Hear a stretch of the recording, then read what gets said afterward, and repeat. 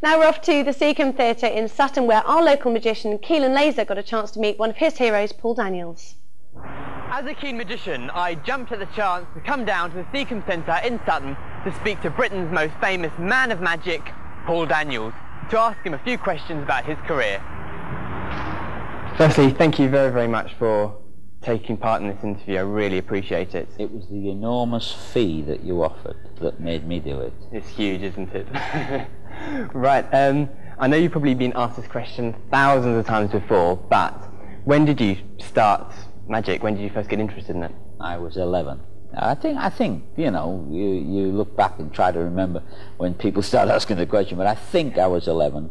I know the first trick, and I know where it was. It was in a little cottage in the country in, where was I? In Old Byland, near Helmsley.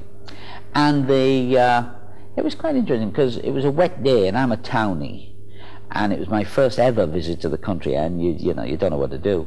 So I just started reading books. I was an avid reader. I really believe reading brilliant, you know, all the information in the world is there for you. And now I surf the internet reading. And there was just this magic trick, and I thought, wow, that's good. And I was a shy kid, so I read the book, and I learnt the tricks and found they worked on other people, and thought, yeah. So then libraries and all the rest of it, trying to find magic tricks. You've had many, many television shows. Do you find it difficult to come up with new tricks and new ideas? If you the first time you try plumbing, it's very difficult, and the second time it's a little bit easier because of what you learned before. And the same being an electrician, the same with woodwork, the same with being a cobbler, whatever. It's difficult the first time, and it gets easier the more you do it. Then it depends how good you are at observing your stuff, your plumbing, your wiring and all that. And the same with magic. If you are good at observing magic, what makes that better than that bit? Why is that more baffling than that? Should this be bigger, smaller, sideways, frontwards, backwards? And so your brain just starts to think that way, and the more you do it, the easier it gets.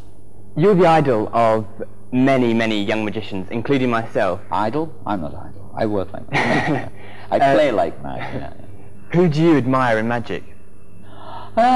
Different people, different things, really. I admire Lance Burton, an American magician, for his manipulative ability and the way he has moved into the world of illusion, which is quite difficult. Another gentleman I greatly admire, because I don't only admire him for his publicity, but I do think he is the absolute master of it, is Copperfield.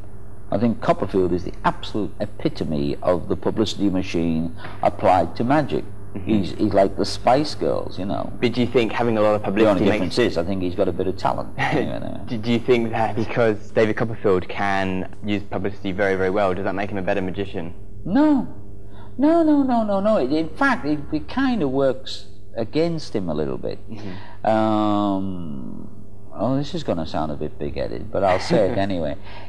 I undersell the show. The people who come to see this show always get a whopping surprise. It is always far better than they expected. Which is good, isn't it? But yeah, it's a technique I watched in Disneyland, where you seem to get so much more for your money. You can't really do magic like a rock concert unless you are hanging yourself into making cars appear and disappear and all that stuff. And then if it's all that, then it's boring anyway. And whereas with a rock concert you go to hear it, you have to see magic or it don't mean a thing, you know. Paul Daniels, thank you very, very much. My pleasure, thank you for asking. This is Keelan Leyser in Sutton, reporting for Cable 17. He's our boy. Thank you very much there, Keelan. He's our guest reporter. And stay tuned, because Keelan, who is also a member of the Magic Circle, he's not a bad magician, I can tell you, is going to be on Cable 17 News over the Christmas period, wowing us with his tricks.